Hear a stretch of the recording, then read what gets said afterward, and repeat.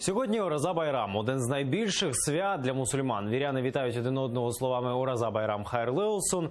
У цей день відвідують літніх родичів, важкохворих людей та сиріт, аби ті відчували, що оточені турботою та увагою. Сама традиція святкування Дня розговіння веде свій початок з часів пророка Мухаммада. В анексованому Криму о 5:45 ранку відбулося святковий намаз на честь свята закінчення Рамазана, священного для мусульман місяця, коли віряни дотримуються посту Ораза. Після намазу мусульмани пішли вітати зі святом рідних та сусідів. У Криму сьогодні оголосили неробочий день. Ораза Байрам мусульмани проводять у родинному колі, влаштовують святкові частування, відвідують рідних, але перед цим мусульмани збираються на спільну молитву. Як відбувся Байрам намаз у Києві, дивіться далі.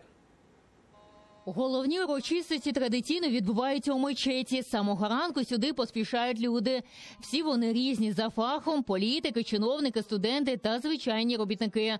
В мечеті, в будинку Аллаха всі рівні – брати і сестри. Спільна молитва, кажуть мусульмани, об'єднує їх. Слава Всевишньому Аллаху! Аллах велик і Аллах єдиний. Молю Всевишнього і дякую йому за всі блага, якими він нас обдарував. Сьогодні свято всіх мусульман, з яким я всіх вас вітаю. Всіх, хто постився заради Аллаха і був старанним у своїх поклоніннях. У Аллаха мусульмани просили благополуччя, миру, молилися за єдину Україну та повернення Криму до складу України. В мечеті було чимало кримських татар, які змушені були переїхати на материкову частину. До мечеті завітали лідери кримсько-татарського народу. Вони молилися за звільнення Криму від російських окупантів. Протягом місяця багато молилися, щоб наші співвітчизники, які знаходяться в катівнях російських в'язниць, швидше вийшли на волі і повернулися додому до своїх дітей. А також молилися, щоб наша земля очистилася від окупантів. З волі Всевишнього ми сподіваємося, що наступне свято Ораза Байрам будемо святкувати в кримсько-татарській національній автономії з гарантіями прав для майбутніх поколінь. Кримські татари, які вимушено виїхали на материк, не можуть поїхати додому і привітати батьків і рідних. Важко зараз і нашим співвітчизникам, які там живуть. Крим окупований Росією. Усі наші молитви, усім разом зібратися на батьківщині. У нас одне бажання – це щоб пройшли важкі дні. Протягом місяця кожен день разом з молитвами ми працювали в цьому напрямку, щоб найближчим часом ми разом жили на батьківщині, вільній батьківщині.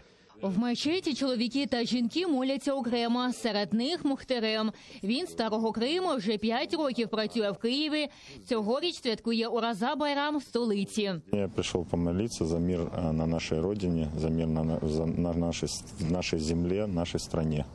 Всеобщей Украине. Этот день, как бы, все прощения, все извинения, очищение от каких-то ненамеренно сделанных грехов. В мечеті молилися люди різних національностей, однак однієї віри – іслам.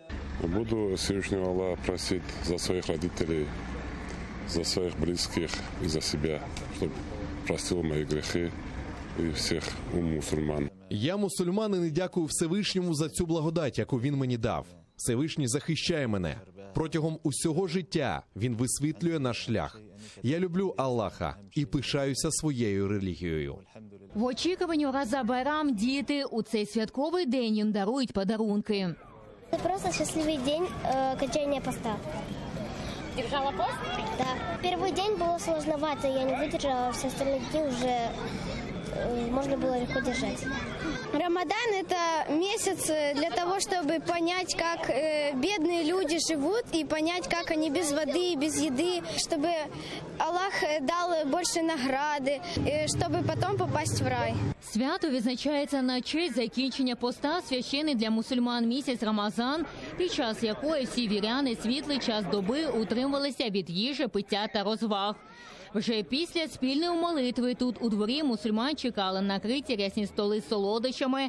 Господарі дому за кримсько-татарською традицією пригощають гостей кавою. Ельвіна Цидбулаєва, Асан Емінов, Заман, АТР.